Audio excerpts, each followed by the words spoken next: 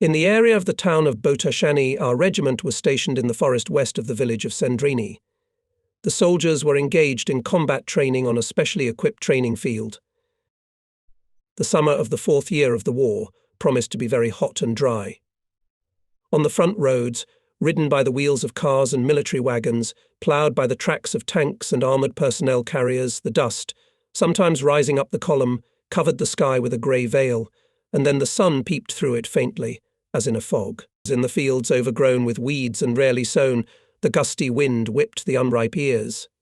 The famous Moldovan orchards and vineyards looked unsightly, covered with thick dust, as if with ashes after a great fire. Fruit trees, looking like grey-haired elders, bent down and bent over, lined up in uneven rows behind gnarled fences and dilapidated hedges. I remember well how the commander of the division, Guards Major General Antsiferov, came to our regiment. He conducted with the 2nd Rifle Battalion a demonstration tactical exercise with live firing on the theme, the attack of a reinforced rifle battalion of the 1st Echelon on the long-term, heavily fortified defensive strip of the enemy. I had to worry a lot, but everything went well. Guards but not pumped up and did not fail their commander. After the end of the exercise, the general announced the personnel of the battalion of gratitude for conscientious attitude to training. And a week later I received a call from the division headquarters and warned that the regiment will come to the commander of the 32nd Guards Rifle Corps, hero of the Soviet Union, Guards Lieutenant General Alexander Rodimtsev. I have never met this illustrious military commander, who in 1937 received the Gold Star and the Order of Lenin for the bravery and courage he showed in Spain, where he was a volunteer advisor. But I, like many others, was well aware of the outstanding role played in the Battle of Stalingrad by the famous 13th Guards Rifle Division, which was then commanded by General Rodimtsev. The legendary commander was always for us an example of military valor and excellent commanding skills. In my imagination, he seemed to me a man of mighty physique, authoritative, strict, demanding. But I met a man of medium height with a simple and very good-natured face near the CP of our regiment. He listened to my report, then warmly, fatherly greeted me and other officers of the regiment. 34 years later, I read the memoirs of our commander, Army General A.S. Shadov, and was surprised at the precise characterization he gave General Rodimtsev in character. Alexander Ilyich was somewhat soft, cautious, never made hasty decisions, and announced them only after a comprehensive analysis of the situation and discuss it down to the smallest detail with his Chief of Staff, with the chiefs of the branches and services. The adopted decision was always implemented with persistence. General Rodimtsev was so highly appreciated and respected not only by the commander of the 5th Guards Army. Alexander Ilyich enjoyed great authority and love in the corps, and in divisions, and in regiments. On June 2nd, a combat order was received from the division headquarters to move the regiment to the front line.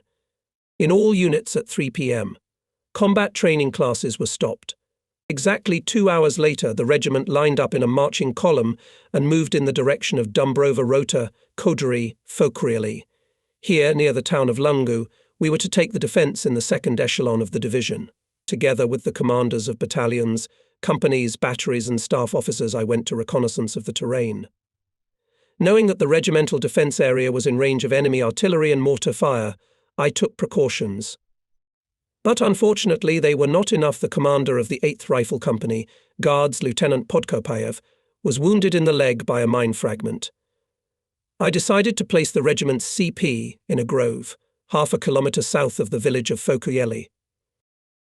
On June 7th, engineering work to improve the occupied positions was stopped due to the fact that the regiment occupied a new area of defence already in the 1st echelon, replacing the units of the 512th Independent Machine Gun Battalion. The 2nd and 3rd Battalions, which made up the 1st echelon, positioned themselves in prepared trenches and trenches north of Yerbiki, Bamechi. An observation of the enemy and a study of his fire system was organised. The Germans now and then conducted rifle and machine gun fire on our front line, occasionally undertook artillery and mortar fire on the positions of the 2nd echelon and PAG firing positions. On the northern outskirts of the village of Yerbichi, in a grove which in its configuration resembled a boot, and therefore was so named by the fighters, our observers found an enemy tank. We also noticed a large movement of enemy vehicles on the highway in the area of Podjul, Iolai in the direction of Iasi and back. Individual vehicles often entered the road to Yerbakovici and returned back. The nature of the cargoes could not be ascertained due to the thick dust. There were more and more cases of Romanian soldiers coming over to our side. I do not remember who was the first to inform me that the Allied peaks landed on June 6th in northern France. But frankly speaking, this news did not excite me. And not only me. After all, there had been talk of a second front almost from the very beginning of the war, back in the difficult year of 1941. And only almost 3 years later, the troops of the United States and England appeared in Europe. In conversation with soldiers, sergeants, officers on this occasion could hear these words. At last the Allies are swinging. They are afraid of spilling unnecessary blood. Now we can cope with the fascists without them. They want to eat the victory pie with us, but where were they before? Of course the soldiers and commanders were right, expressing such an opinion, and I remembered these words when we met with American soldiers in Dresden at the beginning of May 1945. But about it later. The cheerful mood of soldiers in the conditions of front life has always played a very important role. Therefore, commanders, political workers used every opportunity to strengthen the morale of soldiers, sergeants and officers. On June 9th, we received an order from the division headquarters to allocate from each battalion one best company commander, from the artillery the best battery commander, from each company 3 best soldiers from the sergeant and enlisted personnel for the celebration of the awarding of the Guards banner to our 32nd Rifle Corps. Commanders and political workers held in this connection in all units of the regiment conversations about the traditions of the Soviet Guard. To the joy of fellow soldiers, on the same day a command was given to freelance regimental photographers to take pictures of the best soldiers in each company, platoon, department. It was allowed to take group photos as a souvenir. The finished photos were then handed out, and the soldiers sent them home along with letters to their relatives and friends. After many days of observation of the front line of the enemy's defense, studying its firing system, I decided to send out scouts to capture a control prisoner. On June 16th, in the 2nd Rifle Battalion, was allocated a reconnaissance group of 20 men under the command of Guards Senior Lieutenant Komarov. The search area was planned the northwest slope of height, 139.0, northeast of Yerbichi. When dusk thickened, the scouts of the capture group moved to the initial position. The support group, with 4 machine guns at its disposal, took up firing positions. The capture group, led by Guards Petty Officer Verikin, consisted of Guards Staff Sergeant Akhmetiev, Guards Sergeant Verevkin, Guards Private Bryukovetsky, Petrunin, Shevchenko, Komev, Kulik, Lukashenko.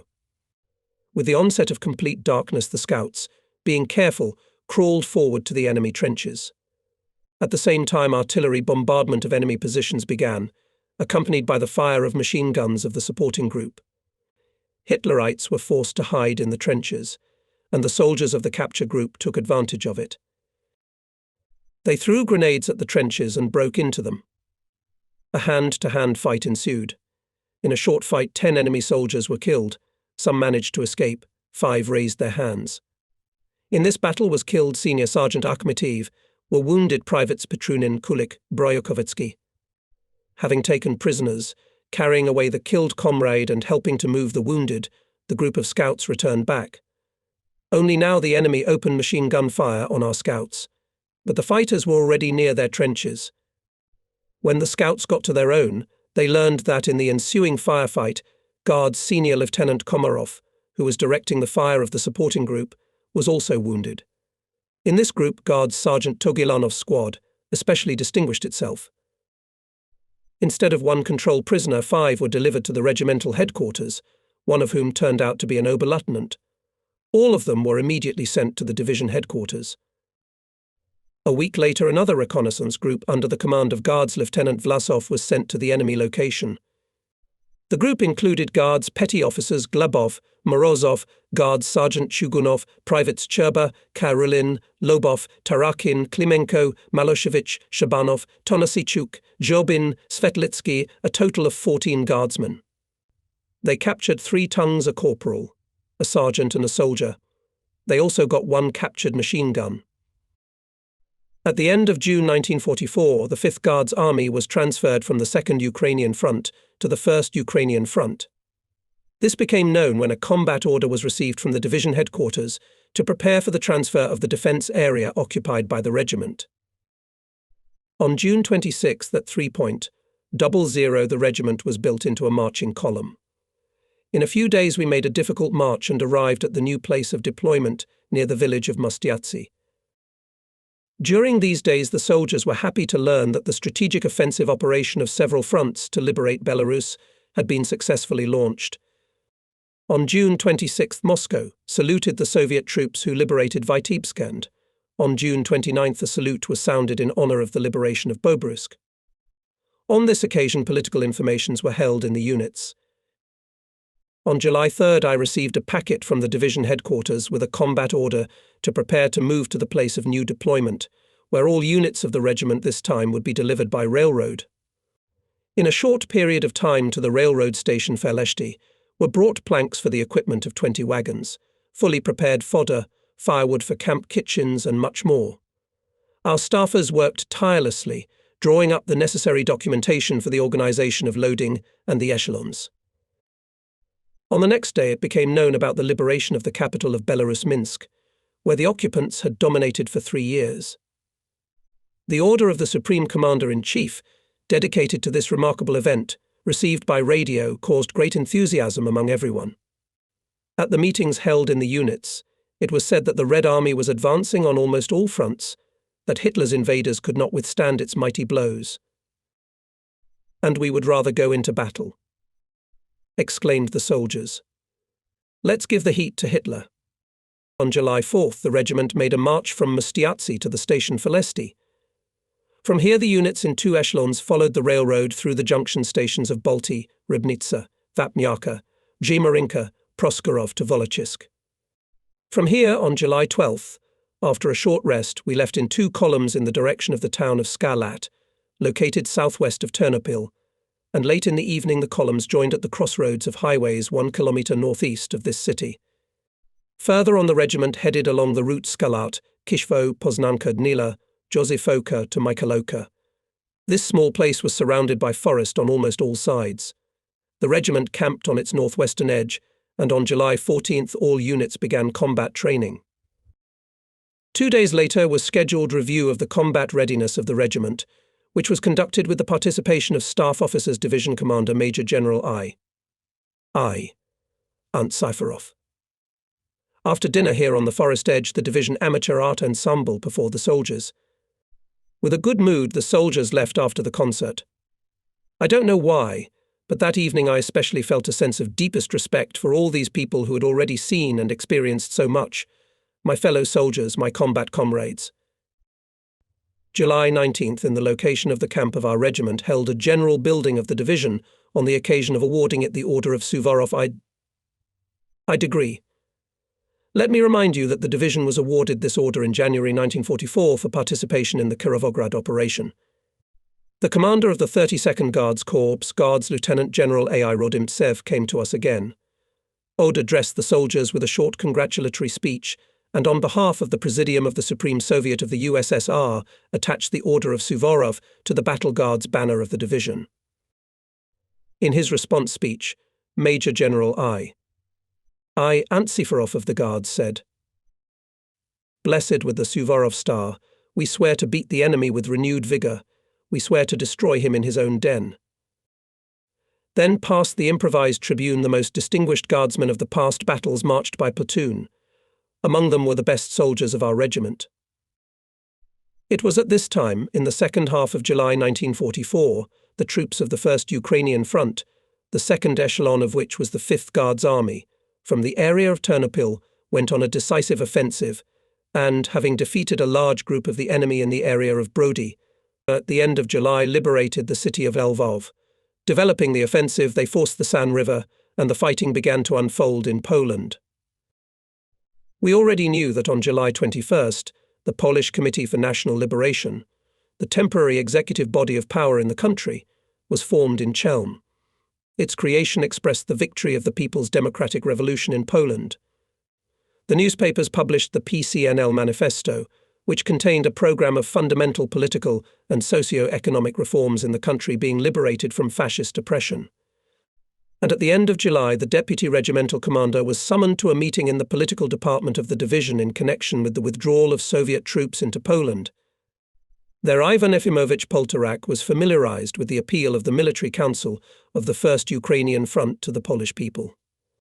The text of this address he brought with him, and we, with the deputy police officer, the secretary of the party bureau, regimental agitator, and Comsorg outlined topics for conversations in units about the liberating mission of the Red Army, about the international duty of the Soviet soldier, about the long-standing friendship of the Russian and Polish peoples, about their joint participation in the common struggle against the Nazi invaders. Our 5th Guards at this time was on the march, and its regiments, including ours, began to advance in the direction of Baranov, Padu, Melek. In this area all the way to the Vistula River is sandy soil. There are a lot of forest lands, and in them there are a lot of ripe blueberries. To see the tops of tall pine trees, one had to tilt one's head, holding one's cap. Dark wooden village houses were mostly pressed against the forest. Close to them were narrow strips of fields, on each of which already harvested rye stood in low bunches. Along each field there were shallow ditches for water drainage. Tidiness and order reigned in the cramped farmyards. Poles, in white shirts and black vests, took off their wide-brimmed hats and smiled welcomingly. Dobrzy dizen, panov towarzyszy. Dziękujemy bardzo, zi przysłali. The inhabitants brought out buckets with cool well water, treated our soldiers with apples and pears. Regiments' subdivisions passed one village after another by forced march. The front was humming closer and closer to the front line, and the front-line soldiers were sure of it. It really was a short walk away. The hard 10-day campaign, which took a lot of strength, was over. In the early morning of August 4th, we arrived in the area of Napa and took up the defence in the area of Taince, Ruzino. By this time, the situation here was very tense. At the end of July 1944, during the Lvov-Sandomir operation, the advanced units of the First Ukrainian Front reached the Vistula River and crossed it, capturing a small bridgehead on the left bank near Sandomir. By the end of August 1st, the bridgehead was extended to 30 kilometers along the front and 20 in depth. The enemy did not want to put up with it, and on August 2nd attacked our troops from the north and from the south, along the right bank of the Vistula River in the direction of Baranov, where was our main crossing point across the river. He wanted to cut us off from the main forces at any cost and destroy our troops on the bridgehead. During 3 days there were intense battles to repel enemy strikes on August 4th, and was introduced into the battle of our 5th Guards Army, so we again found ourselves in the heat of battle. On the same day, in the afternoon, before we had time to properly entrench, battalions of the 1st Echelon boldly attacked the enemy and threw him back behind the line of the railroad. The enemy took positions at the boundary of Padev, Pitbally and strong rifle, machine gun and mortar fire, supported by 6 tanks, and 4 armoured personnel carriers delayed the further advance of our soldiers. We had to entrench on the occupied line. The Germans, with the support of tanks, fiercely counterattacked, and after one of the counterattacks, the rifle company of Guards, Senior Lieutenant Baranov from the 3rd Battalion, was for some time cut off from their own. Having learned about it, I ordered the commander of the anti-tank battery, Guards Captain Radchenko, to urgently come to the aid of his battle comrades. Having turned the guns on the move, the artillerymen began to hit the enemy tanks with direct fire. Enveloped in flames, 2 cars became as halted. Several others fell back. Guards Senior Lieutenant Baranov raised his men in the attack, who managed to hold out until the approach of anti-tankers, and after a fierce battle by the morning of August 5th, the railway station Padev was liberated from the enemy. Company Commander Guards Senior Lieutenant Baranov, on the eve of the battle, was accepted as a candidate for the All-Union Communist Party, was awarded the Order of Patriotic War II degree. The regiment took a new line at the intersection of dirt and railroad near the station. The reconnaissance sent forward reported that there was no enemy in the nearest settlements, Kenblov, Tarnuvek.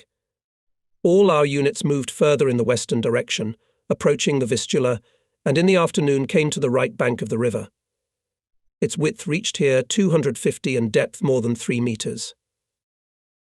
At 17:00, the regiment began forcing the river in the following order. First went the 3rd Battalion, a company of APC and a battery of 45 guns. Second, the 2nd Battalion and a battery of 76 guns. Third, the 1st Battalion. The rest of the units crossed to the left bank of the Vistula following them. Watching from my temporary command post over the course of the crossing, I noted with satisfaction with what diligence and perseverance the soldiers overcame the water obstacle, showing ingenuity. For crossing they used everything that was at hand, and was able to hold on to the water fishing boats, old barges, empty barrels, logs, planks, hedge poles, and so on. Many fighters threw themselves into the swim on straw-stuffed raincoats. About 2 hours later, under the guidance of the head of the engineering service of the regiment, Guards Captain M.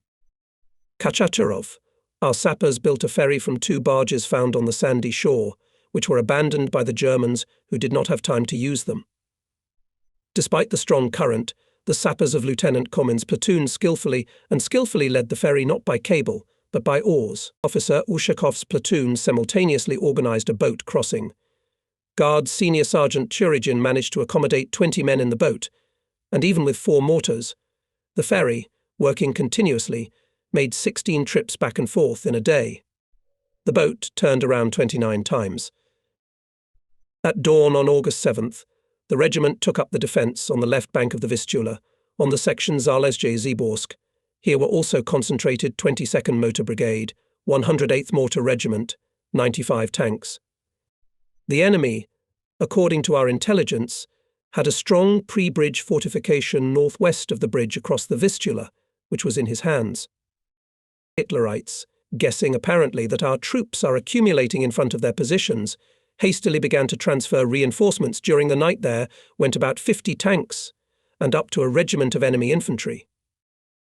During the next day, the enemy methodically conducted artillery fire on the regiment's fighting orders, bombed us and fascist aviation. But despite this, by the end of the day, all units buried in the ground. Full-profile trenches were occupied by riflemen, machine gunners. Positions for mortarmen and artillerymen were equipped. In the area of the regiment's CP concentrated companies of communications, machine gunners, anti-tank guns. It was obvious that we would not have to stay long in this place, but we could not move further, and here's why the ferry crossing the Vistula was so loaded that on the right bank there were still up to 15 tons of regimental ammunition, clothing and food stores, about 50 wagons of rear units, 5 trucks. I ordered the regimental engineer, Guards Captain Kachaturov, to organize the transfer of cargoes, vehicles and wagons to the left bank in the shortest possible time. I allocated to him to assist the assistant to the Chief of Staff of the regiment on the rear. Guards Captain Gorodko with a sapper platoon and a group of masters of ammunition, commanded by Guards Lieutenant Bajinov. The sappers built a large-sized folding boat, and by the end of the day transferred all ammunition, spare weapons and food to the left bank. A little later the rest of the cargoes were transferred there as well. On August 8th in the evening it became known that the Nazis were accumulating forces, preparing for an attack on Patsano. This was told by a defector soldier, a Pole by nationality, brought to the regimental headquarters. I, of course, reported it to the commander. This information was double-checked by the division headquarters and confirmed. August 9th, I received an order to form 2 independent groups. They were to move along the routes Patsano, Olaspika, Buddy and Zalezje, Ziborsk, Gais, Slupek. On August 10th, the first group, which included the 1st and 2nd Rifle Battalions and artillery of the regiment, reached the line Stels, Kempi. The regiment's CP was equipped in Buddy, special units settled there. The second group, the 3rd Rifle Battalion, with attached and supporting firepower, took up the defence on the Garpovsi line in the bend of the Vistula River, with the task of preventing the large enemy forces remaining on the right bank from crossing to the left bank.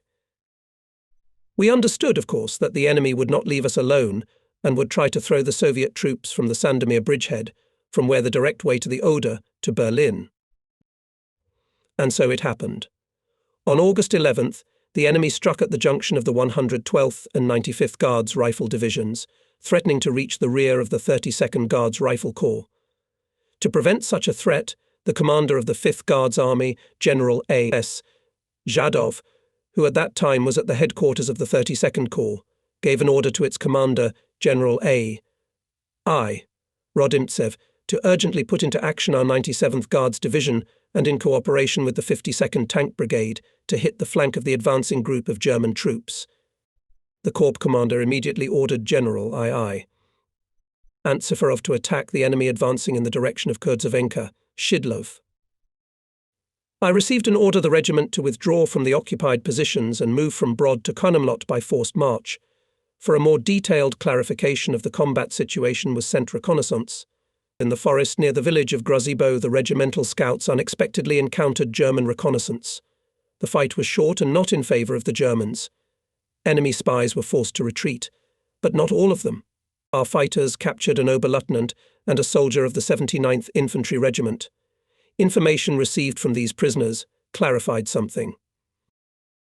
In the afternoon of August 12th, the division commander ordered the regiment to go on the offensive, supported by tanks and the 3rd Division of the 232nd Guards Artillery Regiment. The attack was unexpected for the Hitlerites, and their defence was broken through. By 16:00, the regiment reached the borders on the approaches to the villages of Zaraz and Ponik. Then, however, the offensive slowed down the enemy tanks, dispersed in ambush, opened a strong fire. In addition, all day long several dozen Fokkers, methodically bombed and, descending to shaving flight, fired from cannons and machine guns at the regiment's fighting order and the nearest rear. In the battles of August 12th, the 120 mm mortar battery of Guards Captain M.Y. Lippmann, the mortar company commanded by Guards Senior Lieutenant A.S. Artsab, and the 2nd Battalion of Guards Major A.K. Stablevsky worked perfectly. I maintained constant communication with the 3rd Rifle Battalion, which was still occupying the defence in the Vistula Bend, in the area of Tarnowis. Toward evening, taking advantage of the temporary lull, I called there again. The battalion commander, Guards Major V. I. Chaika reported to me that the enemy was not particularly active, but was clearly trying to identify our forces and locate the location of our firing positions. For this purpose, Hitlerites 3 times at dusk sent from the right bank rafts with models of guns and even stuffed animals resembling German soldiers. But the trick of the enemy was unravelled. The battalion did not open fire. I almost didn't sleep for the 3rd day and, having said goodbye to the Commander 3, decided to sleep for an hour. The orderly laid my overcoat on the bench in the dugout, putting my own rolled-up overcoat in the headboard. And I hardly touched my head to this improvised pillow as I plunged into sleep. How many minutes I managed to sleep, I don't know. I woke up because someone was shaking me by the shoulders. I opened my eyes. The Chief of Staff, Guards Major Takmovtsev. "Yuri Andreevich," he said guiltily, "the commander is on the wire. He demands you." I picked up the phone, reported, and heard the familiar bass voice of General Antsefarov. "Were you asleep or what? You sound a little sleepy." "I was, Comrade General. I had a little nap. Reinforcements are coming to you now, Captain Avilkin and his men. They're almost as numerous as Chaika's battalion, so you'll have your regiment in full strength." "Thank you for that, Comrade General. I haven't heard anything about Captain Avilkin." "Well, you'll get to know him. He's a fighting officer. He's been commanding Shura for a while." That's when it became clear to me. I knew, of course, that Shura frontline soldiers abbreviated the penalty company. I also knew that the soldiers, demoted sergeants and officers, who were determined by the court-martial to be penalized, mostly fought desperately, trying to atone for their guilt with blood. Half an hour later at the regiment's CP, an officer dusty from head to toe appeared and reported to me that the penalty company of 147 men had arrived at my disposal. Our regiment was assigned the task to knock out Hitlerites from the village of Oblendiuv, to ride the highway Shidlov-Kurdzavenka, and to reach the approaches to Ponik by the end of August 13th. In the afternoon I decided to attack the Germans suddenly, without artillery preparation, before dawn with the forces of the 1st and 2nd Battalions, covering the village from the flanks, where the enemy's defences were weaker. I reported the plan of the upcoming battle to Captain Avilkin. "Comrade Guards Lieutenant Colonel," he said, "I ask you to entrust my company to storm Oglenduva from the front. And when the Krauts are drawn into the battle, battalions will strike from the flanks. Well, not a bad idea, I agreed. Called to the Control Commander 1 Guards Major Black and Commander 2 Guards Major Steblevsky, and we talked about all the issues of interaction in the attack on Oglenduv.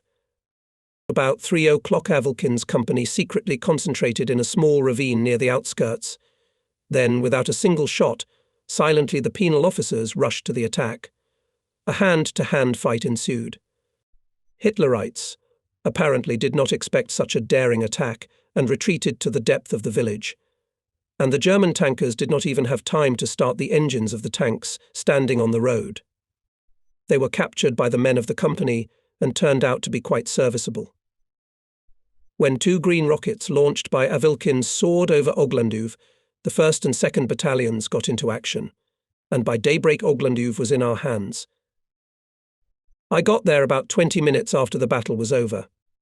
Captain Avilkin reported that the company had lost 20 men killed and 30 wounded, but had captured 4 German tanks, including Royal Tigers.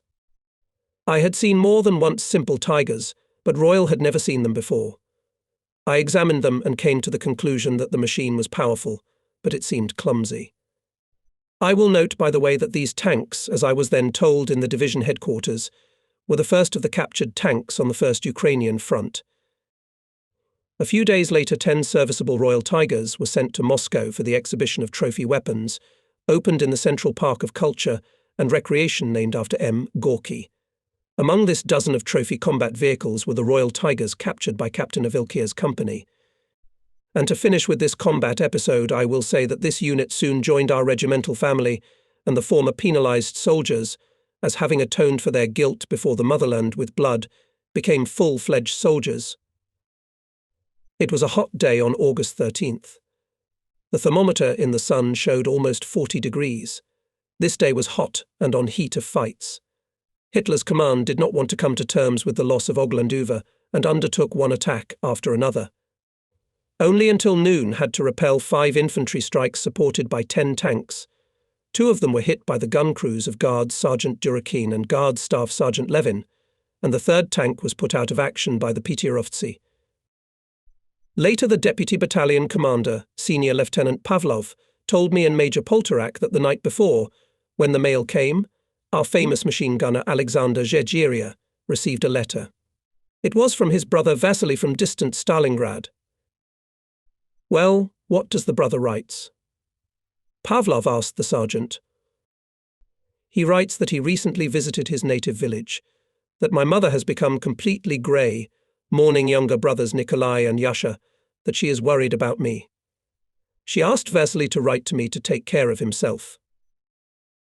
I continued to tell Pavlov how Zhegiria took a piece of paper out of the field bag and, wetting the tip of a chemical pencil with saliva, began to write a letter back to his brother. Already after the war, the young trackers of Voroshilovka village made a copy of this last front letter of Alexander, which among others was carefully kept by his mother Praskovia Ilinichna. It contains lines like these: "We entered heavy fighting. I and my friends guardsmen are fighting not for life, but for death. If I die, remember me and my family, especially Lida and Valik. Please give me affection. Hugs, your brother Alexander, August 13th, 1944. On August 13th, Alexander Zhegiria distinguished himself again, and on the same day he died. As in the evening, the battalion's commander, Guards Senior Lieutenant M.A.N. Varaka, reported to me and the deputy politician, the case, according to him, was as follows. In the middle of the day, the battalion began to advance towards the forest. The infantrymen rose to the attack. Zhegiria, with his Maxima formation, moved forward, took a convenient position, and, having opened and aimed fire, what is called, mowed down the Germans. Finally, they trembled and began to run away. "Look, they are dragging away," shouted the soldiers of the regiment. "They are falling, but not all of them," Alexander calmly said, and showed on dozens of Hitler's soldiers killed by him. At that time, a German tank, standing in ambush in the forest, opened fire on the sergeant's machine gun.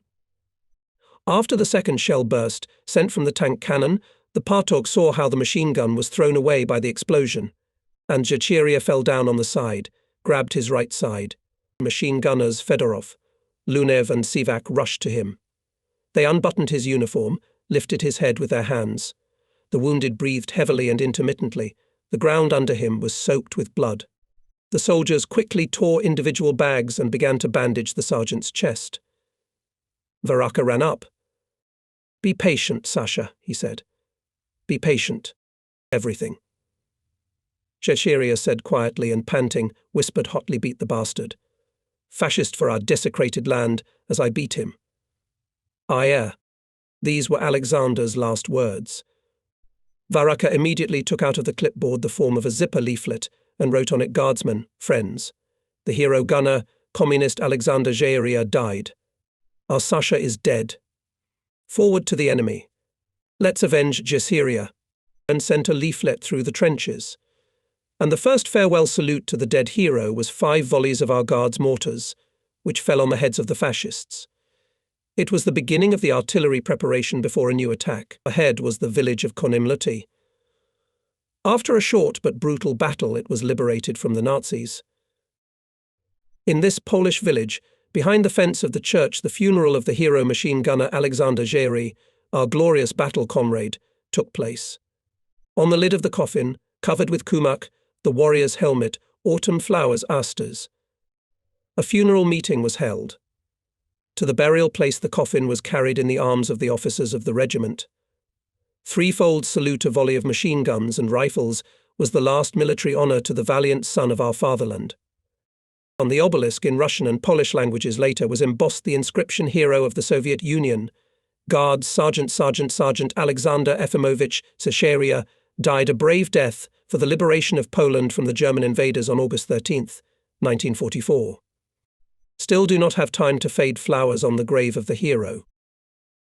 His Maxim machine gun, No. 0184 of 1943, which was received by the regiment in the last days of the Battle of Stalingrad, was repainted, and an inscription was made on the plate that it belonged to the hero of the Soviet Union, A.E. Cheza. At the end of 1944, I received an order to send this machine gun to Moscow. Since then it became an exhibit of the Central Museum of the Armed Forces of the USSR. The title of Hero of the Soviet Union was awarded to A.E. Zhachiria a month after his death. Then he was forever enrolled in the lists of the 289th Guards Rifle Regiment. Objectively assessing the current combat situation by mid-August, I reported to the division command that the area defended by the regiment reached 6 kilometers along the front, so it is advisable to return from the bend of the Vistula 3rd Rifle Battalion. The commander agreed with this, and by the evening of August 14th, Guards Major Chaika reported to me about the arrival of the battalion. Before dawn on August 15th, as the reconnaissance sent by me showed, the enemy had withdrawn from his positions and he was no longer in Kurdzavenka or Jablanica. However, at times the enemy was firing rifle and machine gun fire from the area of the Sidlo-Korytnica road. On August 19th, in all units of the regiment, the soldiers proudly read the order of the Supreme Commander-in-Chief of August 18th, 1944. The words of the order had a direct relation to us, participants of the battles on the Sandomir bridgehead. The troops of the First Ukrainian Front, having forced the Vistula River near Sandomir, as a result of persistent fighting advanced up to 50 km, expanded the captured bridgehead on the western bank of the Vistula to 120 km along the front, and today, on August 18th, stormed the city of Sandomir, an important stronghold of the German defence on the lazy bank of the Vistula. In the order it was noted that the troops of Generals Zhadov, Rodimtsev, Syfarov, and many others distinguished themselves in the battles of forcing the Vistula and for the capture of the Sandomir bridgehead. In commemoration of the victory, one stated further, in the order compounds and units, that the most distinguished in the battles during the forcing of the Vistula and for the possession of the Sandomir bridgehead, to submit to the naming of Sandomirsky, Vistula, and to be awarded orders. Our regiment was also presented to the name of Vistula Regiment. On the same day, another joyful news was received with great enthusiasm. The troops of the 3rd Belarusian Front reached the border with Germany. "The Slavic brothers have reached the German land," said the soldiers with pride. Now hold on, Hitler. During the second half of August, there were no significant changes in the front life of the regiment, except for a small movement of units by order of the division headquarters to new defensive lines in the area of Jaroslavlis. With the onset of darkness on August 21st, we began to replace the units located on the line Dezhezlowaice, Chizhov, Pekonogi. Early in the morning of August 22nd, the reception of the new defensive line was completely finished, where the regiment was replaced by the 292nd Guards Regiment of our division. The new defensive line stretched along the front, up to 3 kilometers. The enemy, having failed at the bridgehead, was also forced to go on the defensive, but figuratively speaking, he, licking his wounds, all the time fiercely snapped back periodic artillery bombardment of the front edge of our defense. With the onset of darkness, almost every quarter of an hour hung enemy flares in the sky. Strong rifle and machine gun and mortar fire of the enemy did not make it possible to successfully conduct night searches, in which our divisional scouts participated. On August 25th, I received a combat order from the division headquarters to move at 11.00 and the offensive with the task to consolidate on the boundary Just-Chenebets, height 218.3. Counting that the enemy, after a sufficiently powerful artillery preparation, will not offer serious resistance, I built the combat order of the regiment in one echelon, and I was punished for overconfidence. Many Hitlerite firing points were unsuppressed, and the regiment's units were met with heavy rifle and machine gun and mortar fire. By the end of the day, we were able to overcome only half of the path that was determined by the combat order. The next day I narrowed the breakthrough area, took out in the second echelon of the 1st Rifle Battalion, which suffered the most casualties, and the 2nd and 3rd Battalions attached almost all the regimental artillery. Advancing on the right flank of the 2nd Battalion, attacked the enemy boldly and decisively, and soon reached the road near the village of Knoll. This was facilitated by the fact that 3 machine guns of the enemy, hindering the advance of our riflemen, were destroyed by the fire of 76 mm guns from the regimental battery. The 3rd Battalion, acting on the left flank, which was assigned the task of knocking out the Hitlerites from the height of 218.3, advanced more slowly and reached only the bend of the Stary Zhyryzo road. The enemy's fire from this height was stronger than at the 2nd Rifle Battalion. In addition, something unforeseen happened. The right flank units of the neighbour, on the left the 294th Guards Rifle Regiment for some reason withdrew to the south. Taking advantage of this, Hitlerites went into a counterattack and attacked the 3rd Battalion from the flank. Major Chaika reported to me at the CP and asked for help. Mel had 2 options for decision, either to enter the battle of the 2nd echelon or my reserve, a company of machine gunners and a company of APC. Having consulted with the Chief of Staff, I chose the 2nd option. Why? Because the 1st Battalion, judging by all appearances, would have to be used to reinforce the 3rd Battalion during the assault on height 218.3. So it turned out. Automaticians and PTers helped the left flank of the 9th Company to repel the German counterattack, and the 7th and 8th Companies, instead of the 1st Battalion, went to the height and knocked out the enemy. On the same day, the whole regiment became aware of the heroic deed of the Partog of the 3rd Battalion, Guards Senior Lieutenant Arsenty Korobko. He repeatedly raised the soldiers in the attack, until a shell burst near him, covered him with earth, and badly concussed him, and the enemy brazenly and persistently pressed on. Partog with difficulty rose, shook off the ground, and wanted to give a command, but could not utter a word. He lost the power of speech. Then, on a piece of paper torn from a notebook, he wrote Brothers Guards, not a step back. Prepare grenades, check rifles, machine guns. The fatherland is behind us. The Guards are not retreating. Don't be afraid of tanks. I'm here with you. Partog Korobko. The note, like a battle command, was passed from hand to hand. Guardsmen with friendly fire repulsed the enemy counterattack. On August 27th, seeking to throw us off the height of 218.3, the enemy, after a long artillery preparation, made an attack from the area of Noe, Falensin. The enemy directed the main blow against our left flank, where there were positions of the company of machine gunners of Guards Senior Lieutenant K.D. Koryako. The enemy threw 6 tanks and up to a battalion of infantry into the battle in this area. The Germans went on the offensive drunk, at full height, but the mental attack did not work out. The company commander detached a group of machine gunners consisting of Guards Privates Shukin, Litvinsky, Koval, Mygon, Tikhanov, Daryev, Kolesnichenko and Yazov to strike in the flank of the advancing infantry, and himself and the rest of the men bravely took the blow. Automaticians stood to the death. 2 tanks were hit by anti-tank guns and 2 by artillerymen. I consider it my duty to emphasize the merits in these battles of our communicators. Without well-organized, uninterrupted communication would be simply impossible to quickly maneuver equipment, to use artillery in a timely manner, to carry out interaction between units. Fearlessness and selflessness were shown by soldiers of the Communications Company, Guards Junior Sergeant Volkov, Guards Privates Gelchenko, Kovtun, Shapovskoy. In the battles for the height of 218.3, they eliminated, under enemy fire, more than 50 damages of telephone communication. All these communicators were awarded with the Order of Glory of I degree. Regimental artillerymen acted above all praise. The 45 mm anti-tank gun of Guards Junior Sergeant Pojara supported the attack of our infantry with exceptionally accurate fire. During the enemy counterattack, the gun commander was wounded in the chest, but did not leave the battlefield. For this feat, brave artilleryman was awarded the Order of Patriotic War II degree.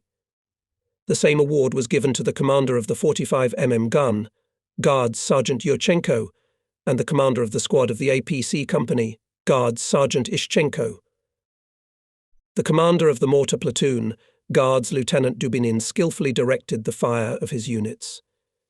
In the decisive battles for the height, he moved the platoon 300 meters forward, destroyed 2 enemy machine guns, thus ensuring the advance of the infantry and the capture of the village of Deslavis. The commander of the mortar platoon, Guards Lieutenant Izmatiev, who tactically competently led his unit, destroyed 2 enemy observation posts and 3 machine gun points with mortar fire, distinguished himself there. Officers Dubinin and Izmatiev were awarded the Order of the Red Star. The same order was awarded to art technician, Guards Lieutenant Bazhenov, and platoon commander of the transport company, Guards Lieutenant Daichek.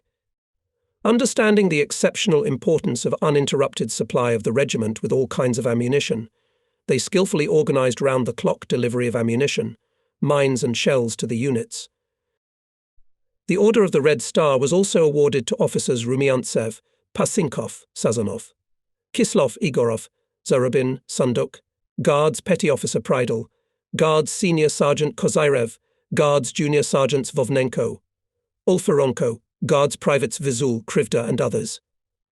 The Order of Glory of the I degree was awarded to riflemen from the 3rd Battalion, Guards Privates Polyansky and Chernishev, who, despising death, were the first to break into the enemy trenches, killed 5 enemy soldiers by fire, and 1 was taken prisoner. This soldier's award was also presented to Guards Senior Sergeants Medvedev, Netriba, Guards Sergeants Golkin, Fedorov, Koval, Guards Junior Sergeants Kolesnikov, Kazankin, Guards Privates Molbert, Orlinik, Sklyarov, Kravets, Romasev, and others. At the end of August, the 3-year anniversary of the formation of the 97th Guards Division was celebrated. There were rallies in units and subdivisions, where heroes of long ago and recent battles spoke. In our regiment there was a meeting of veterans. It was held in a large former manor house. On the walls of the most spacious room, watercolour portraits of our heroes, including a portrait of A. Jedzhiri. There is also a scheme of the combat path of the unit, diligently made by our frontline artists' designers. I congratulated the soldiers on the anniversary of the division and gave the floor to the Chief of Staff, Guards Major Takhmovtsev, who announced the orders for the division and regiment. On the combat path of the division told the Partog of the regiment, Guards Major Guy Borozenets. I listened to Grigory Ilarionovich, and in my memory recalled the battles near Rostov-on-Don and near Kharkov, near Stalingrad and the Kursk Bulge, on the Dnieper and the right bank Ukraine. Behind the curtained windows was a warm summer night, and only the muffled rumble of artillery cannonade, coming to us, reminded us of the formidable everyday life the war. In connection with the anniversary of the division, it was decided to write a greeting to the workers of the Stavropol region. In this letter, which was soon sent to the toilers of Stavropol, the guardsmen told about their successes in combat and the exploits of the most distinguished soldiers and commanders, expressed their unshakable confidence in the complete defeat of the Nazi invaders. The fall of 1944 came for us somehow imperceptibly. Maybe because the leaves of trees, dried up by the summer heat, turned yellow much earlier than usual. Or maybe it was because nature, for all of us, who had gone headlong into the front life, full of nervous and physical tension, had fallen into the background. And yet we really felt the approach of autumn weather, when cold rains began to water the earth thirsty for moisture. At the beginning of September there were strong thunderstorms, it became noticeably colder, dusty roads became unpaved. Our front life in September began the same as it ended in late August. The regiment occupied the former line of defence in the second echelon. The enemy, as it was said in official reports, was not active. There was already quite boring to all gun and machine gun and mortar firefight. As always, in a state of full alert were our scouts. In another night search I ordered to go to the capture group, led by a former Scout Guard Sergeant Riltsev, and 2 groups of cover under the command of Guards Staff Sergeant Nestorenko and Guards Sergeant Antonenko. And also, as always, the preparation for the search began with the study of the selected for reconnaissance area of enemy positions. By the flashes of gunfire, senior groups accurately determined that behind the front edge of 4 separate peasant houses was an enemy machine gun point. "We'll take a control prisoner at that machine gun," said Guards Sergeant Riltsev calmly, handing binoculars to Guards Staff Sergeant Nestorenko.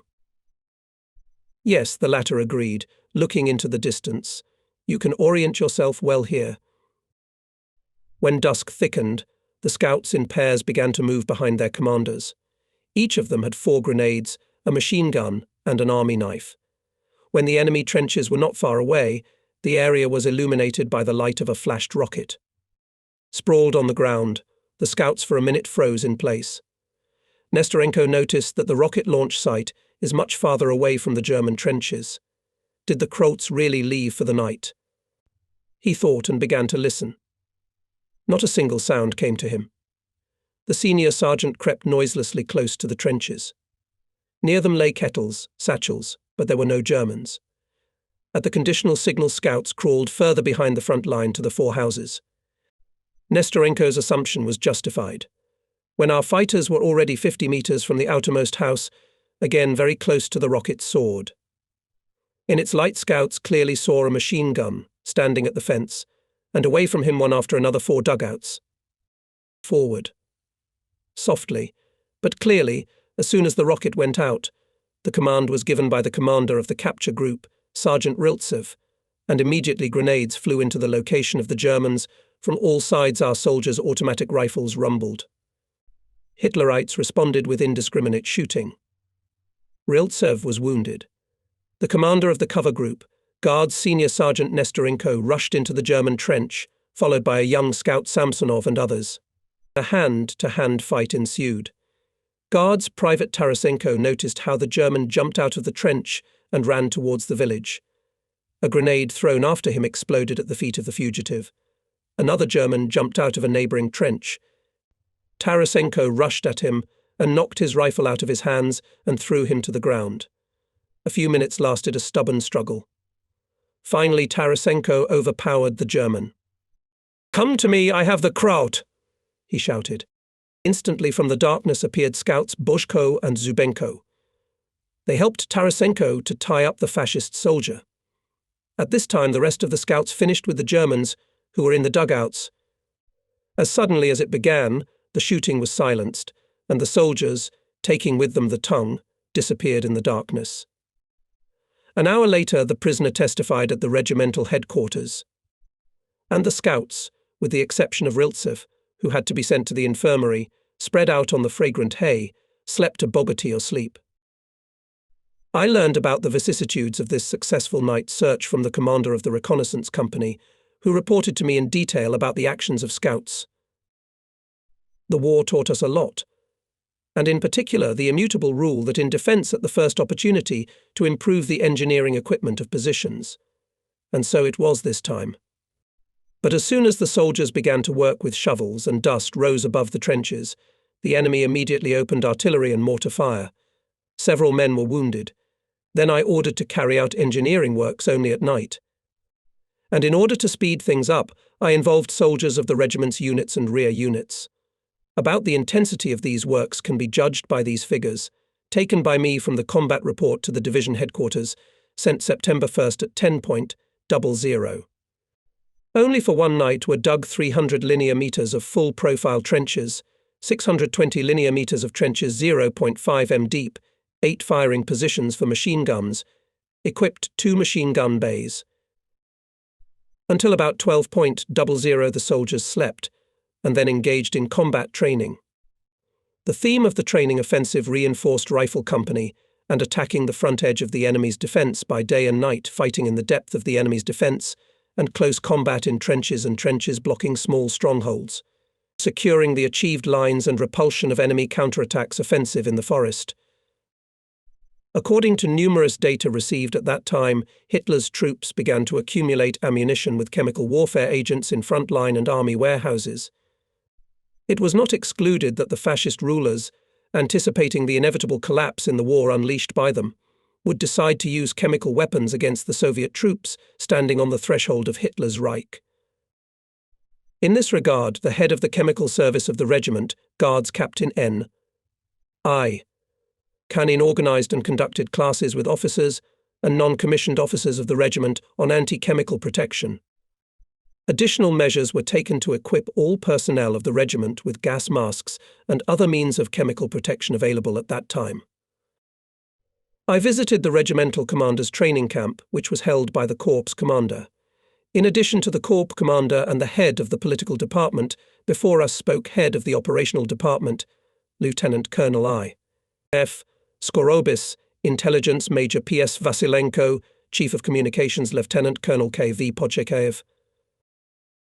At the division headquarters held a training camp for battalion commanders, and I held a training camp with the commanders of companies, batteries and platoons. Conducted explanatory work among the local population and prepare them for evacuation from the front line. In the evening, in the house of a Polish peasant, his fellow villagers gathered. It was crowded, but soon everyone settled down and listened with intense attention to the Russian, Soviet officer who came to them. The agitator of our regiment, Guards Captain Semiglazov, with the help of an interpreter, told the audience about the aims of the Red Army's entry into Poland, about the formation of the Polish National Liberation Committee, and about the attitude of the Soviet Union towards Poland. Martin Strojny, a peasant, read aloud in his native language the PKNO manifesto and the agreement between the Soviet government and the committee. After reading such important documents, those present nodded approvingly and began to talk animatedly. "The Russians have given us a helping hand," said Martin Strojny, "and we are grateful to the Red Army for liberating us from the fascists and caring for the future of our people. We all want to see Poland as a free, independent, democratic republic." Captain Semiglazov answered the questions of the Polish citizens thoroughly. The conversation lasted until late in the evening. The peasants left satisfied. In the area where the regiment was located, 3 commandant's offices were organized, whose duties included sending people out of the combat zone and guarding their property. In a short time, more than 200 households were liberated, and the number of evacuees amounted to about 1,500 people. On September 8th, the regiment received the order of the Supreme Commander-in-Chief No. 295 of September 1st, 1944, by which the 289th Guards Rifle Regiment, among other units that distinguished themselves in the battles for the capture of the Sandomir bridgehead, was awarded the honorary name of Vistula. Rallies were held in all units. Guardsmen gave their word to beat the enemy even harder in the upcoming battles. On the same day at the regular party meeting, the communists of the regiment discussed the state of party political work in the units and further tasks of the party organization. The report of the regiment's Deputy Commander for Political Affairs, Guards Major Poltorak, the speeches of Guards Captain Shildyov from the Political Department of the 97th Division, Guards Senior Lieutenants Artsab, Pavlov, Guards Privates Kapustin, Cherva and others permeated one common thought. All party political work should be aimed at ensuring the complete defeat of the hated enemy. Every communist must also be an ideological fighter.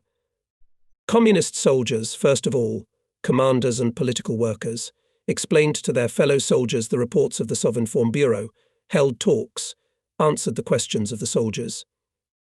They also, as a rule, issued handwritten zipper leaflets, which reported on the exploits of fellow soldiers of other parts of the division. At the meeting it was noted that the regiment noticeably increased the influx of applications from soldiers who distinguished themselves in battle, asking to be accepted into the party and komsomol. In August, 43 people were accepted as candidates for membership in the All-Union Communist Party of Bolsheviks, and 51 people were admitted to the komsomol. Battalion Commander Major Chaika, commander of the Company of Machine Gunners Guards Senior Lieutenant Koryatko, Platoon Commander Guards Lieutenant Vlasov became party members. I knew that the machine gunner Alexander Zhezharia, who died on August 13th, was posthumously presented to the title of Hero of the Soviet Union. And now in Pravda on September 15th was published the decree of the Presidium of the Supreme Soviet of the USSR on awarding the Guards Sergeant A.E.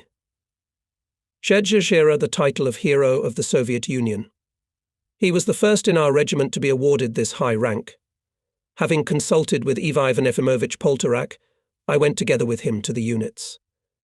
Everywhere this news was on the lips of the soldiers, we all, both soldiers and commanders, instead of sharing one, for all great joy and great sadness at the same time. The exploits of such heroes as Zhezharia encouraged fellow soldiers, caused them to want to, not sparing their lives, even harder to beat the hated enemy.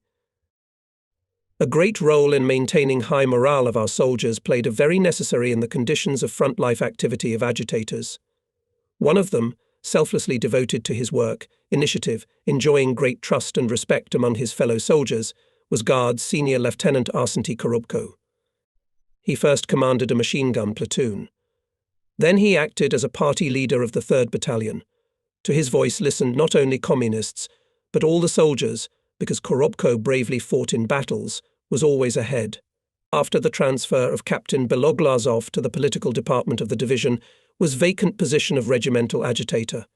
I consulted with the deputy police officer, and we decided that there was no better candidate for this position than Korobko. We reported our opinion to the political department of the division, and this young officer became a regimental agitator. He began his work with the equipment of the agitation wagon. Covered with a tarpaulin, it in fact became a mobile red corner. Inside the wagon were wooden benches, a small table, a locker, which had newspapers Pravda, Red Star, as well as fresh issues of the front newspaper for the honor of the motherland, the army newspaper Patriot of the Motherland, and our division heroic campaign. There were also issues of the handwritten magazine Gvardia, which I have already mentioned before. By that time there were 8 issues. The wagon was also equipped with a radio receiver, which provided stable reception of Sovinform Bureau reports. On the walls between the windows hung a political map of the world and a scheme of the regiment's combat route, where all its new movements along the front routes were marked. There were also pencil portraits of the heroes of the battles. For the next issue of the handwritten magazine Gvardia, portrait sketches of distinguished fellow soldiers were made by our artist Belousov. On September 22nd, this agitation wagon first went to the location of the regiment's units. We had, if I may say so, and stationary agit posts, placed in specially adapted for this purpose dugouts. For example, at the position occupied by the 120 ME mortar battery of Guards Captain Lickman, such a dugout was built on the initiative of the partisan of Guards Staff Sergeant Kapustin, and the soldiers called it very respectfully Front Lenin's Room. Inside this shelter really resembled a Lenin room. There were various kinds of visual agitation, a map with the front line, newspapers, magazines, brochures.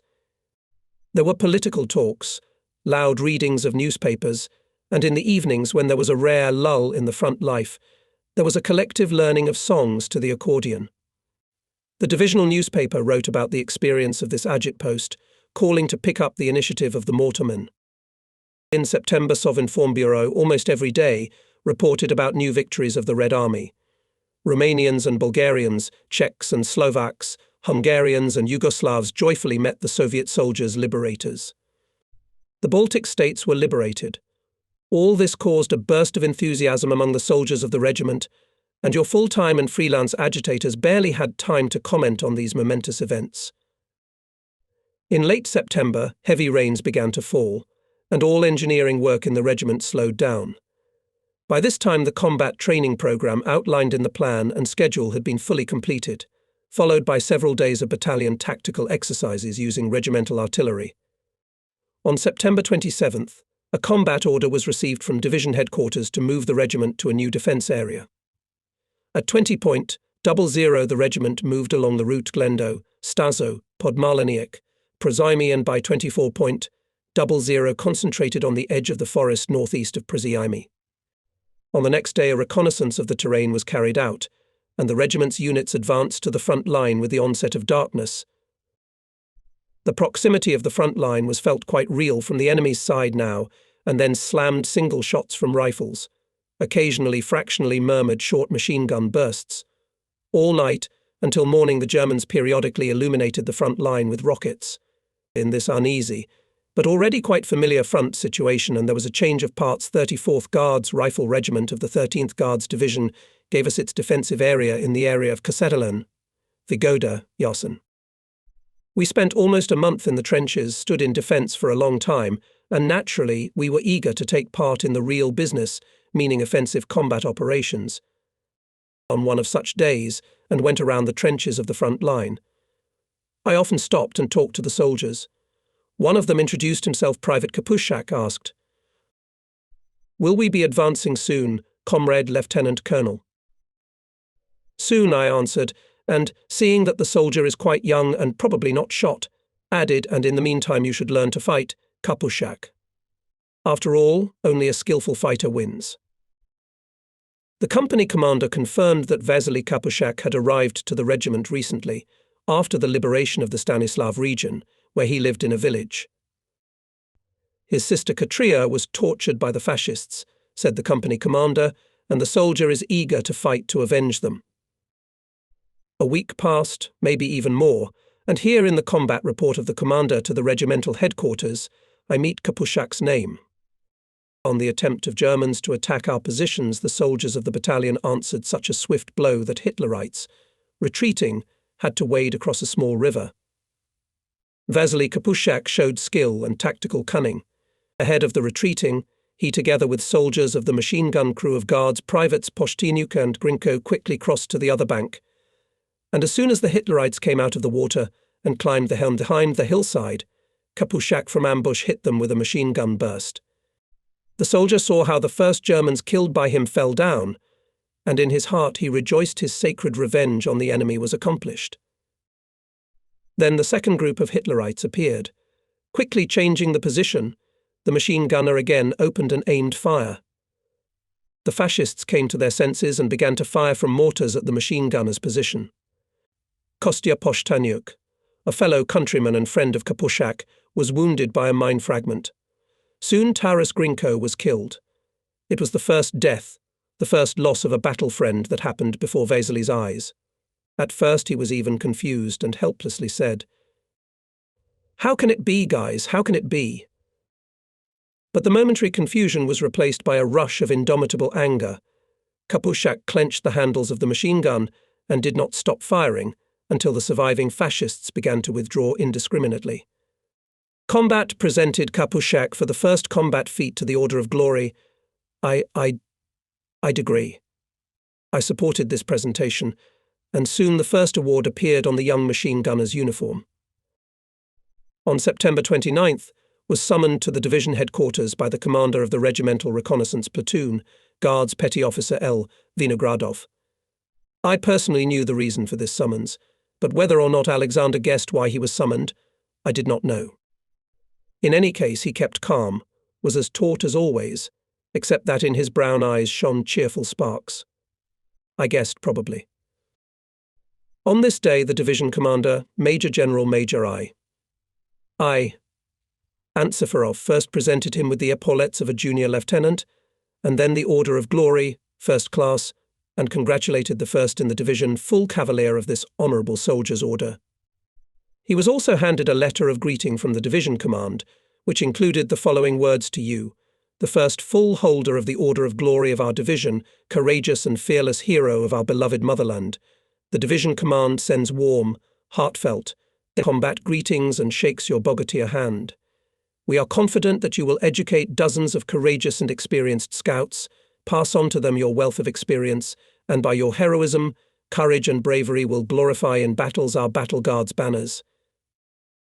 Vinogradov remained a guest of the division commander for several days. The experience of engineering works accumulated by our soldiers was very useful at the new frontier. The state of the defences could not satisfy us. The trenches of the first line had insufficient depth. There were no dugouts for accommodation of personnel.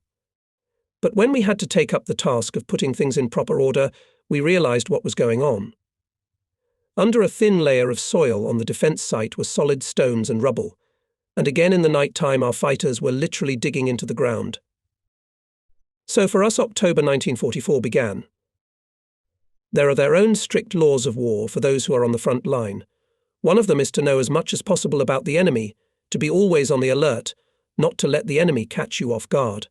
Intelligence issues I had to deal with constantly. And this time a reconnaissance group was very carefully compiled, which was ordered to be headed by Guards Staff Sergeant Popenko. Cover groups were led by Guards Staff Sergeant Bezmenov and Guards Private Pochinko. The participants of the night search and capture of the control prisoner for 3 days conducted an intensified visual study of the enemy's leading edge. By the end of the 3rd day, the observation log and the schemes drawn up by them gave an almost exhaustive picture of the German defences in the area planned for reconnaissance. The object of attack was an enemy bunker with a machine gun, located near a ravine north of Korytnas. From our side to this bunker there was a scouring hole, and near it there was an unmown field of clover, which had already wilted on the route. On the night of October 5th, the scouts came out of the trench and cautiously moved forward, stretching out on the ground, when from the side of the Germans with a quiet crackling and hissing flares soared into the dark sky. And it had to happen that just half an hour before the scouts went out in the night search, Alexander Vinogradov returned from the division headquarters. He came to the regiment's CP and reported on his arrival. I heartily congratulated him on the Order of Glory, 1st class, and on his first officer rank. He told me that General Antsiferov talked to him several times on the veranda of the former manor house, where the division headquarters was located. Udmurt by nationality, a native of the village of Gondareva, Alanshinsky district of the Udmurt ASSR, Alexander took a liking not only to his scouts, but also to all officers of the regiment. And in the battalions he was well known how many times he went from the front line to the enemy camp. I also liked this 20-year-old guy very much. Blonde, with brown eyes, with dimpled cheeks, cheerful and friendly, strong physically, with a boiling nature that demanded action.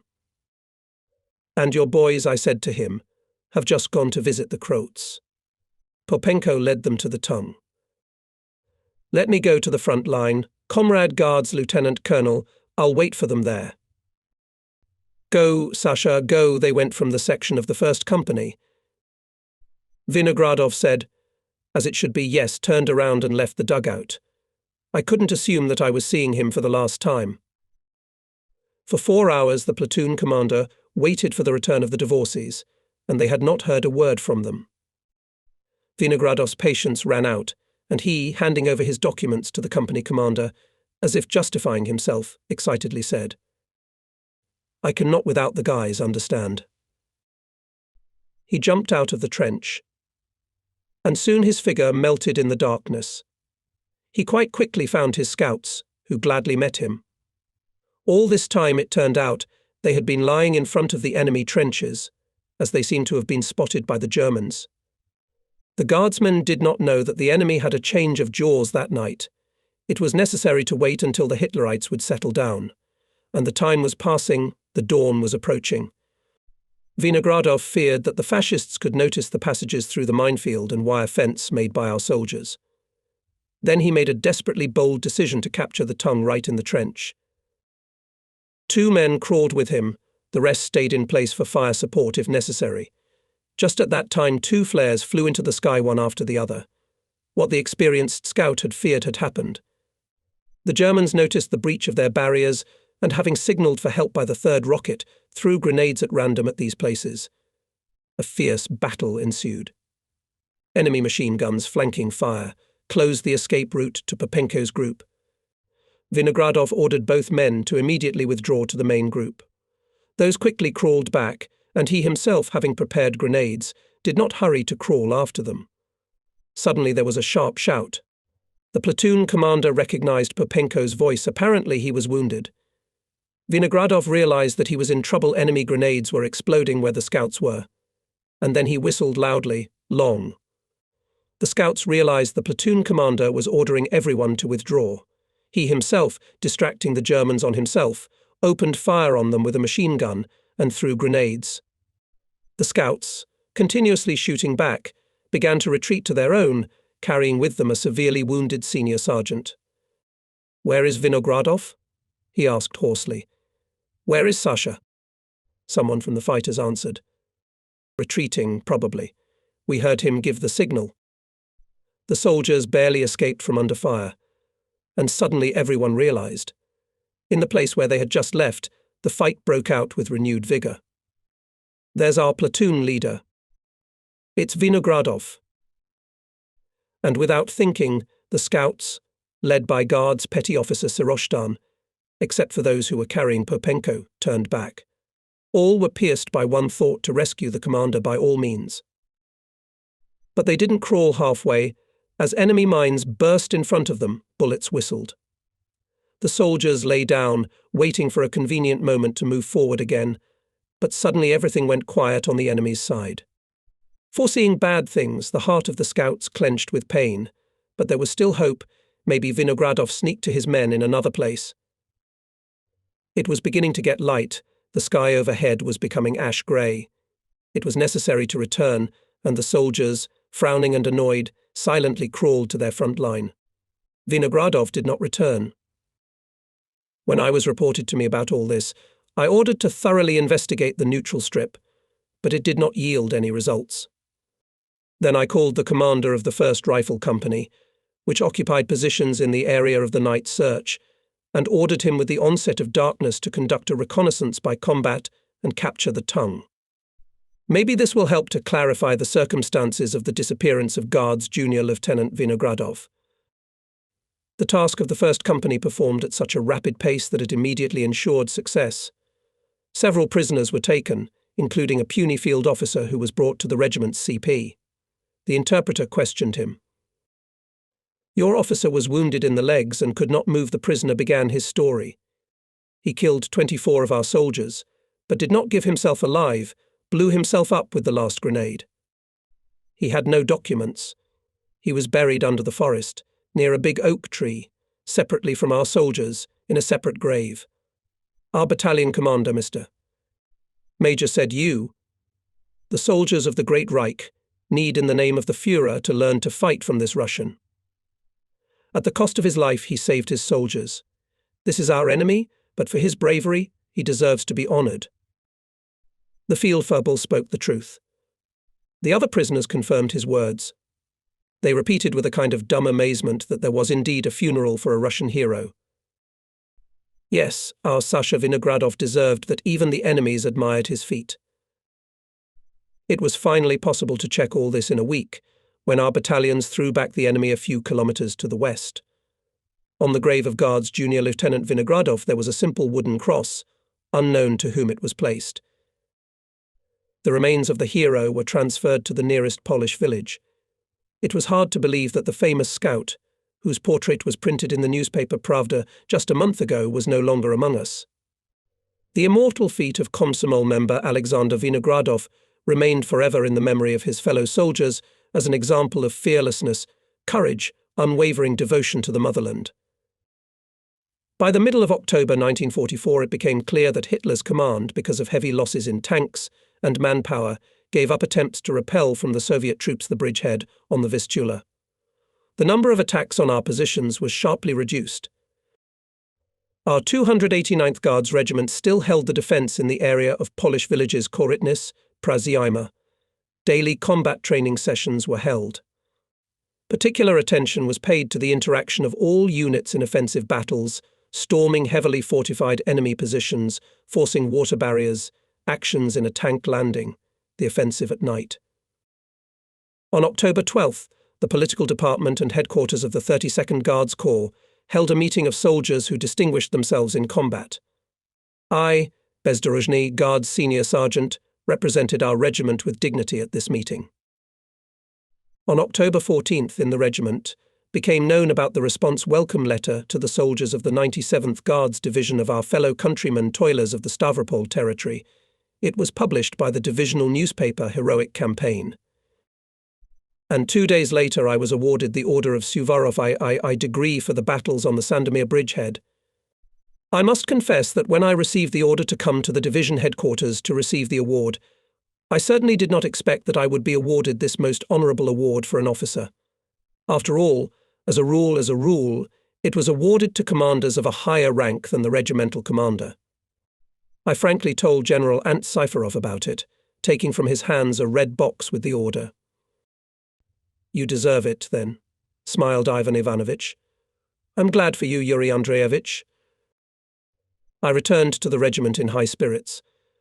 I was warmly congratulated by Poltorak, Takmovtsev, Borozenets, Korobko, Kovalenko and my other comrades in arms, and the regiment commissar, Guards Senior Lieutenant Gorin, reminded me. "Have you not forgotten, Comrade Guards Lieutenant Colonel, that tomorrow is the regimental Komsomol meeting?" "I haven't forgotten," I replied, and prepared for the report. The agenda of this meeting was not quite ordinary, the battle banner, the sanctity of the regiment. It was suggested to us by the Komsorg at the meeting of the Komsomol Committee, and we agreed with him. The meeting was timed to the 3rd anniversary of the combat baptism of the regiment, and Gorin asked me to make a report. "You are not just the commander of the regiment, but also its veteran, serving in the unit from the day of its foundation," he said convincingly.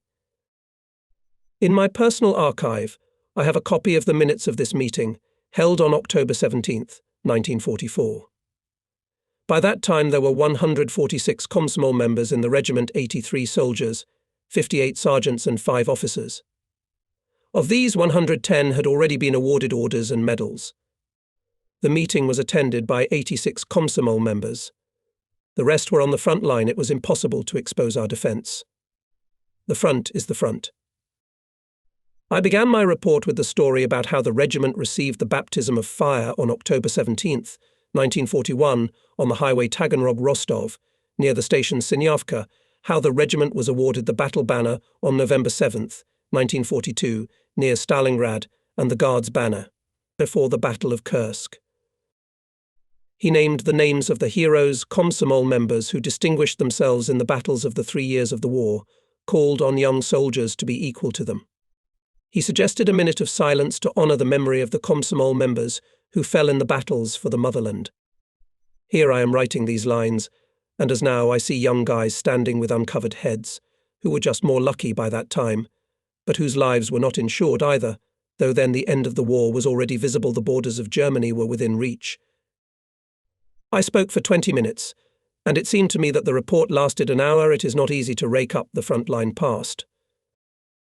8 people spoke at the meeting: the commander of the rifle platoon, Guards Lieutenant F. Shvoika, commander of the mortar crew, Guards Staff Sergeant V. Afanasiev, Knight of the Order of Glory I degree, Pomkomv platoon, Guards Petty Officer I. Golkin, awarded the Order of Glory I degree. Golkin, who was awarded the Order of Glory I degree and the Medal for Bravery for the exploits committed at the Sandomir bridgehead, young Komsomol members D. Parashenko and T. Sirkin, who had not yet participated in the battles. The floor was given to the veterans of the regiment, the Partorg, Guards Captain G. Borozentsu and Pomnik Stab Guards Senior Lieutenant P. Kovalenko. The Komsomol members listened with special interest to the head of the artillery workshop of the Guards, Senior Technician Lieutenant B. Boltyanovsky, a member of the Bolshevik Party since 1919, a participant of the Civil War, who was old enough to be a father to the young soldiers. Here was the decision of the meeting. 1. The Komsomol members of the regiment, filled with boundless love for the motherland and burning indomitable hatred for fascist scoundrels, will continue to fight heroically under the glorious Battle Guards banner against the sworn enemy, not sparing strength, the blood and life itself to achieve complete victory. 2.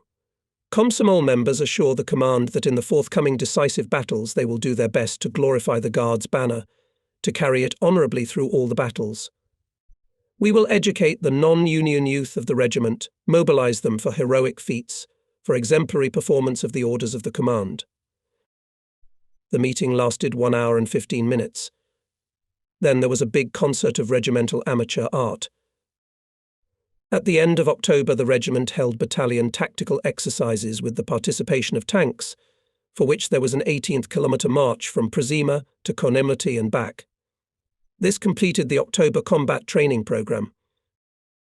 We were replenished with new recruits and soldiers and sergeants returning from hospitals. In rifle companies there were 75 to 80 men. We formed battalions of 3 companies.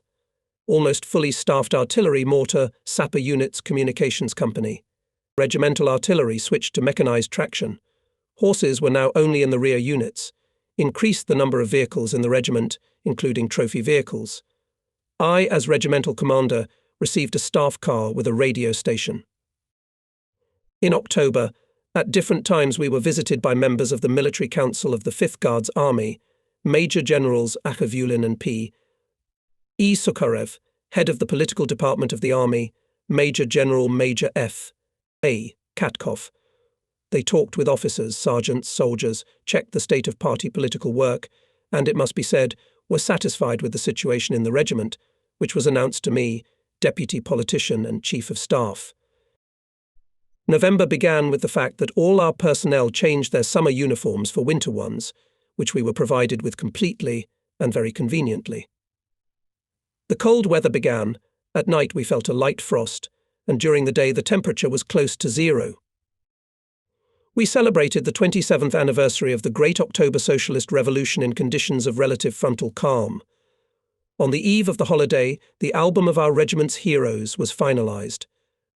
With great inspiration, love and diligence, taking minutes out of his free time, it was done by Guards Staff Sergeant G. Skiba. But we were also seriously engaged in urgent matters, which were dictated by the situation. The division command immediately after the holidays held in Przima staff divisional exercises, in which all regimental commanders with their staffs participated. The weather was inclement almost the whole of November, with frequent cold rains and wet snow. This added a lot of trouble to our already difficult front life. We had to fight against water accumulating in the trenches. At the end of November, the regiment resumed night searches for scouts. On November 24th, in the area northwest of Yablanis, on a dark, cold night, the machine gunners of Guards Lieutenant Potelov's company went on a combat mission. During the day before, they carefully studied the ways of approach and departure, clarified the night landmarks, and therefore confidently advanced to the intended object of attack. They returned with a Tung, a German machine gunner. When he was taken to the regimental headquarters, he complained about the unfortunate fate. Tomorrow I had to go on vacation to Munich, and here. Indeed, a vacation ticket was found in the pocket of the prisoner during the search. Guards Staff Sergeant Koval, who delivered the German to the headquarters, laughed and said, "It can't be helped. Our service is like that, we take prisoners without checking documents." I don't remember whether or not this remark was translated to the German, but he was really not laughing. He turned out to be an Ober-Effreient of the 5th Company, 2nd Battalion, 188th Infantry Regiment, 68th Infantry Division. His testimony confirmed that the 20th Motorized Division, which was earlier in front of the defence area of our regiment, was replaced by the 68th Infantry Division on November 4th.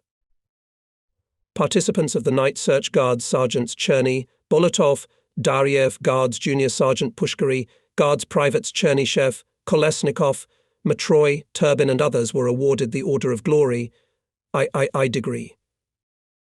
November 26th, held a meeting of party activists of the regiment.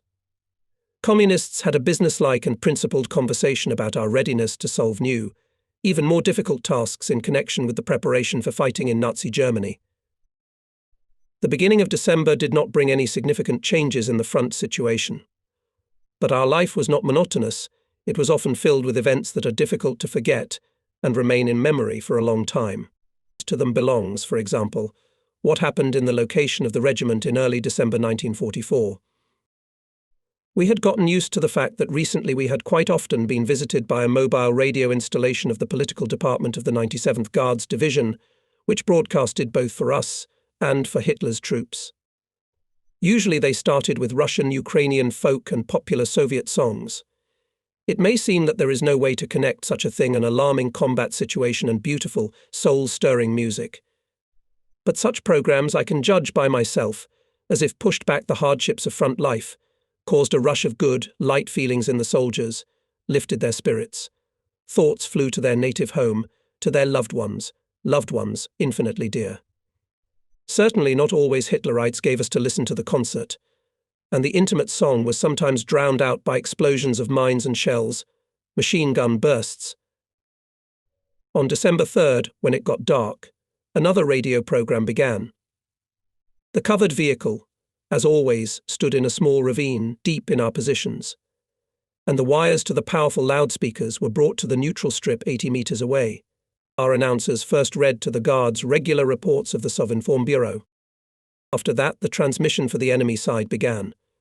Throughout the front line loudly sounded in German calls to the enemy soldiers, so that they did not believe the false propaganda of Goebbels. That seriously think about the abyss into which Hitler is pushing them. Then recordings of German songs, dance music, Strauss waltzes were transmitted. Only after a few minutes, as if having come to their senses, Hitlerites sent some mines and machine gun bursts in the direction from where our radio transmissions were conducted. Half an hour later, the unusual night concert resumed, only now the transmission was conducted from the enemy trenches. By the hissing in the German loudspeakers, we could easily guess that they were playing old, worn-out records. The songs about Stenka Razin, the old tunes of Barinia, on the river sounded hoarsely. Even Katyusha was not forgotten by the fascists to modernize their lean musical repertoire. Then something bellowed, a harsh coughing sounded, a squeaky voice of some, as it was explained to us in broken Russian, defector was heard. He confusedly and incoherently appealed to fellow countrymen to go over to the side of Germany, for there, they said, they had already prepared such an all-powerful weapon that the Bolsheviks would not be able to resist. Maybe the fascist radio wanted to broadcast something else, but at that time the mortars of Captain Lickman's and Senior Lieutenant Artsab's units struck loudly. Such a signal was enough for rifle shots to slam and machine guns to rattle. And in a few minutes the Hitlerites' field radio was silent. Goebbels choked quickly. Laughed the guardsman. But it was not the end of the matter. Ivan Efimovich Poltorak asked me for permission to conduct a small night operation. It turned out that the regimental agitator guard, Senior Lieutenant Korobko, decided to attach on the wall of the house, which stood on the neutral strip 100 meters from our trenches and about the same distance from the German front line, a cartoon portrait of Hitler made by regimental amateur artists on a large square piece of parachute silk. The scouts will quickly hang it, Yuri Andreevich convinced me, deputy. I've already talked to the scout platoon commander, and that the Germans did not immediately remove it, the approaches to the house from their side mined. We'll send a squad of sappers. It's a good idea, I say to Ivan Efimovich, only how not to kill people. Now the Krolts are asleep after the concert, our guys will slip through. All right, I agreed. Only let the volunteers go. And so 4 scouts and 3 sappers slipped into the night darkness, and while the scouts attached to the wall of the house, facing the German trenches, the image of the Führer, sappers led by Guards Sergeant Sanfirov, mined the approaches to it. Hitler was depicted with plasters on his forehead and cheek, with a bandaged leg, on crutches, with an outstretched arm, as if begging German soldiers to fight without sparing their lives. At the bottom it was written in large German Geflüter, Hitler, lay down.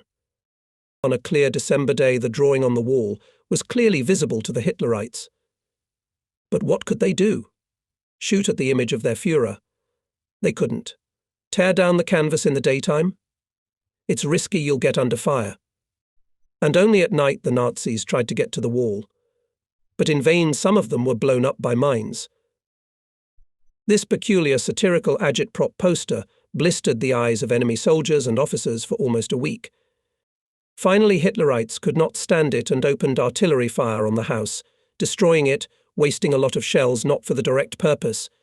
But even with benefit for us, our observers accurately detected the firing positions of 2 enemy batteries.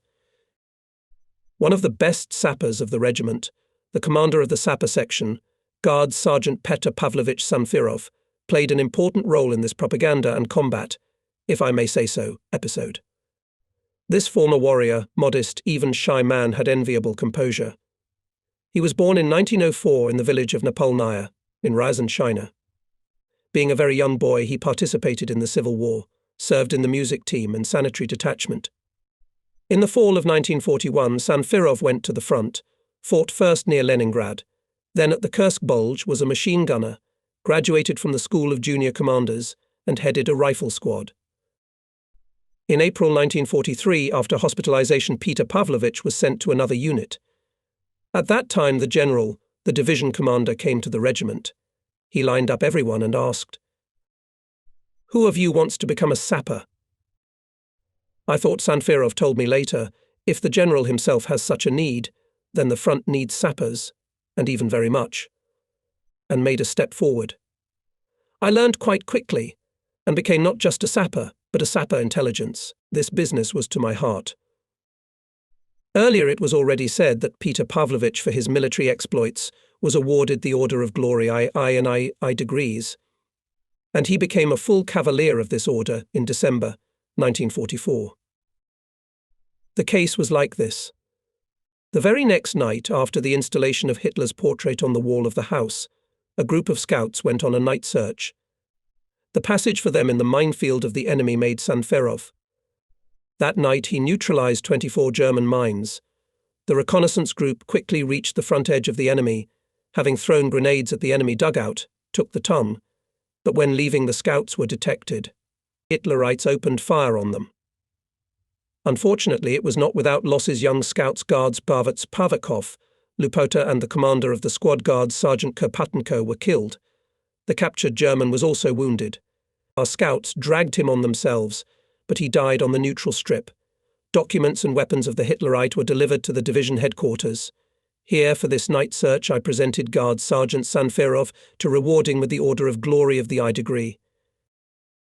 The Order of the Red Star was posthumously awarded to Guard Sergeant Karpatenko. While signing the award list for him, I remembered that his father, who fought in a neighbouring regiment with us and received permission to meet with his son, was to visit him.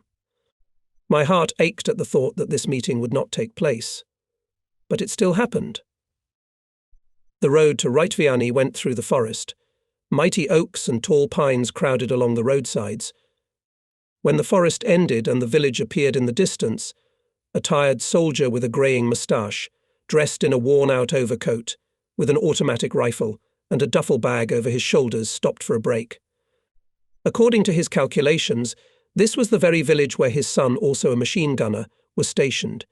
In its centre, in a small square, in a tight ring, stood warriors with uncovered heads. The experienced fighter realized someone was being buried. This was not uncommon at the front. There was nothing to be done. He came closer and saw there were 3 coffins near the dug grave. He took off his hat and stopped. And when he heard Karpatenko's surname in the farewell word, which was spoken by the company commander, he shook. The old soldier understood everything, stepped forward and fell down beside the coffin. So old Mitra had time to say goodbye to his dearly beloved Mitenka. For a long time he stood silently in a kind of stupor. Already the threefold salute had sounded, already a mound of earth had grown over the common grave. Someone put a pyramid with a tin star on top, hastily built of narrow boards, and he stood there without noticing anyone, and only inhaled deeply with makarokny smoke.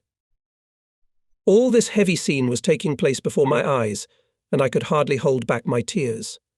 Then I came to Senior Karpatenko, shook his hand, expressed my condolences. But is there anything to comfort my father? The scouts from the department, which was commanded by his son, silently escorted the veteran outside the village.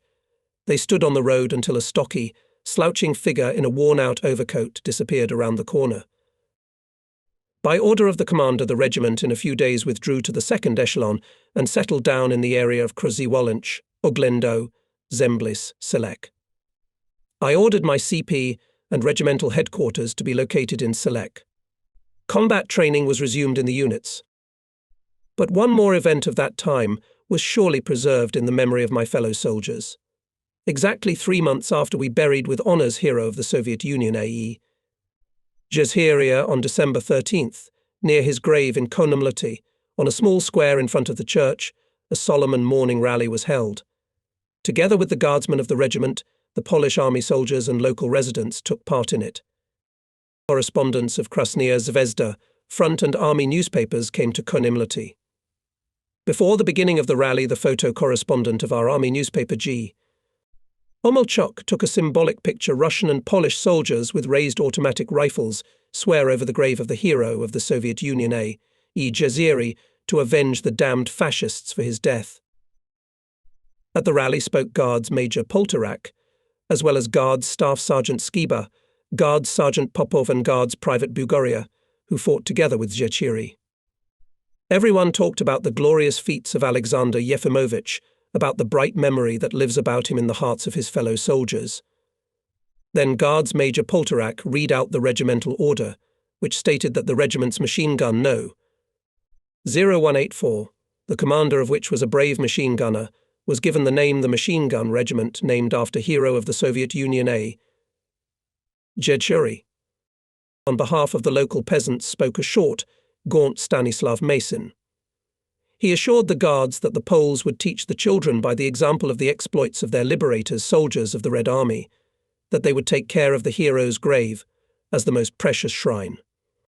On behalf of the Polish army, said at the rally Zygmunt Milewski, I salute the hero of the Soviet Union Alexander Jezheria, who fell in the fight against the German invaders. The Polish people will never forget the help of the Red Army soldiers, their selfless heroism. Poles will not forget the brave son of Russia. On December 18th, in the area of Patsaniwo, 5 kilometers from Selek, there was a tactical exercise with live firing on the theme offensive and breakthrough of reinforced rifle battalion position defense of the enemy. From the composition of our regiment in this exercise participated in the 2nd Rifle Battalion, a battery of 120 mm mortars, batteries of 45 mm and 76 mm. Present was the commander of the 32nd Guards Corps, Lieutenant General A.I. Rodimtsev.